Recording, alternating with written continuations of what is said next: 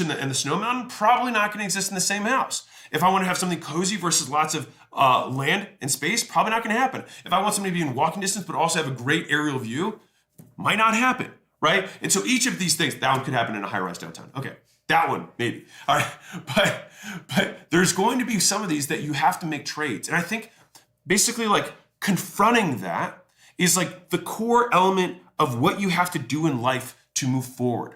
And so many people stay in decision limbo. They stay in purgatory. And purgatory translated into reality is that they don't achieve what they want. They don't get what they want out of life because they never make a trade to begin with, right? And so I'll give you a couple more common ones. Like, should I get married versus should I not get married?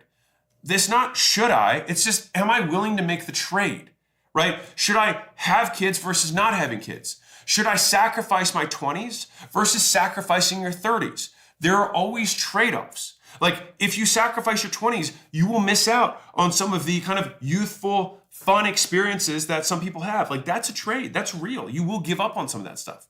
The question is, what are you trading it for? Now, the worst trades of all are the trades that we don't consciously make, but still trade anyways, right? Like you didn't get the fun experience of your 20s, but you also didn't build the nest egg. You didn't build the reps. You didn't build the experience so that you could set yourself up in your 30s, right?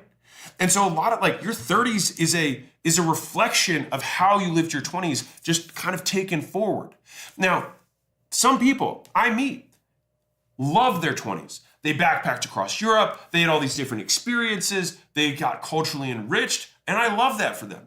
That wasn't the trade that I wanted to make. And so it would be ridiculous for me to say like, I want that, and I want to develop this very deep well of skill set that I can use for the rest of my life. Now, those people for sure build skills. Are those skills as marketable? Maybe, maybe not. I don't know. Some people are like, well, I could travel and learn. Maybe. I don't know. I mean, I haven't, like, Zuck didn't do that. Bill Gates didn't do that. Elon didn't do that. So again, there's also to what degree, right? How big do you want to go? And so I think, like, you can't expect a 1% outcome without having a 1% trade-off, right? And I'll give you a different kind of, like I give you a house example. Let me go really, really small. You walk into a store, there's a pair of shoes you like, okay? A pair of shoes you like. You look at the price tag, it says $500. At that point, you make the decision, is it worth the trade? That's all it is, right? And then if you see somebody else make the trade, this is how dumb the internet is. They will then say like, that guy's an idiot, that guy's a moron.